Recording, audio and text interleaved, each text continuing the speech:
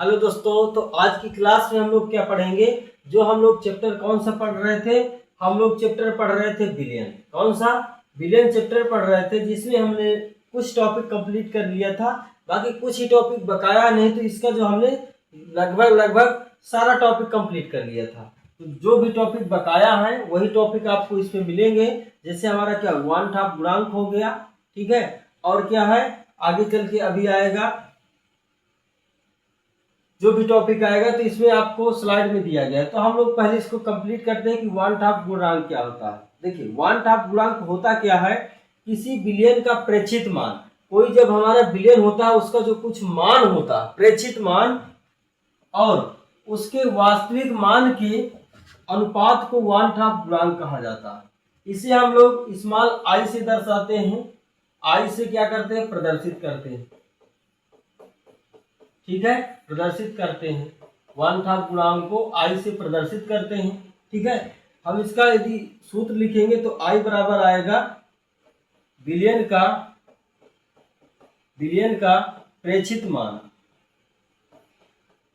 मान बटा बिलियन का वास्तविक मान।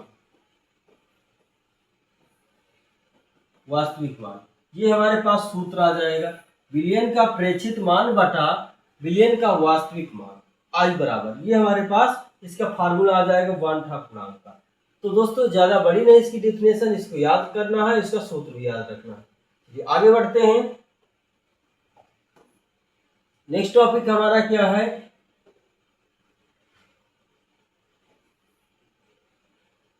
समपरासारी बिलियन। समपरासारी बिलियन क्या होता है, ऐसे बिलियन जिनके परासरण दाब समान ताप पर बराबर होते हैं, समपरासारी बिलियन कहलाते हैं। भाई ध्यान दीजिए, हमने परासरण दाब पढ़ाया है। परासरण दाब क्या होता है हमने आपको पहले से ही बता के रखा है। तो वह बिलियन या ऐसे बिलियन जिनका परासरण दाब समान होता है, समान ताप पर क्या होता है, बराबर होता है। जिस बिलियन का परासरण दाब समान होता है उसे हम लोग क्या बोलते हैं, समपरासारी बिलियन बोलते हैं। तो हम लोग परासरण दाब पहले से पढ़ के आए हैं, तो हम जान चुके हैं कि यदि परासरण दाब समान है तो उस बिलियन को समपरासारी बिलियन बोला जाएगा। अगला है हमारा, अगला है समपरासारी बिलियन। समपरासारी बिलियन, ठीक है। तो समपरासारी बिलियन देखो ये वही वाला है क्या। चलिए अगला क्या था, समदाबी बिलियन। समदाबी बिलियन क्या होता है, समदाबी बिलियन क्या होता है, समान ताप पर जिन बिलियनों के वाष्प दाब बराबर होते हैं। समान ताप पर जब वाष्प दाब बराबर होता है, उसमें परासरण दाब था, इसमें क्या वाष्प दाब बराबर होता है, तो ऐसे बिलियन को समदाबी बिलियन कहा जाता है।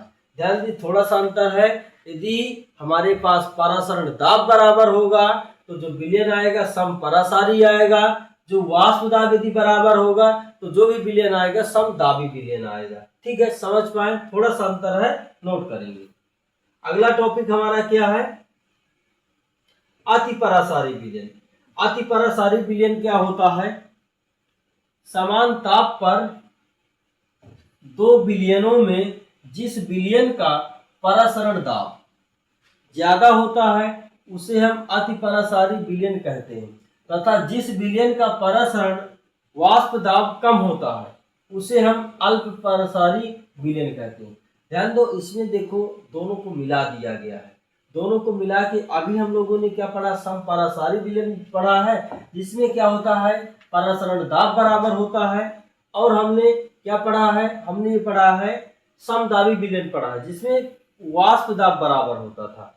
तो यहाँ पर बात आती है कि जो हमारा परासरण दाब होगा तो ये ज्यादा होगा। जहां पर परासरण दाब ज्यादा होगा और हमारा वाष्प दाब क्या होगा, कम होगा। वाष्प दाब क्या होगा, कम होगा, तो उसे हम लोग क्या बोलेंगे, हम लोग उसे अल्पपरासारी बिलियन बोलेंगे या अतिपरासारी। तो जैसे दो बिलियन है और दोनों बिलियनों में जिस विलयन का प्रसरण दाब अधिक होगा तो उसे हम अति परासारी विलयन बोलेंगे। जिस विलयन में वाष्प दाब कम होगा उसे अल्प परासारी विलयन बोला जाएगा। तो दोनों में इतना अंतर है, इसको आप इसको नोट करके रखेंगे। चलिए आगे क्या है, हो गया।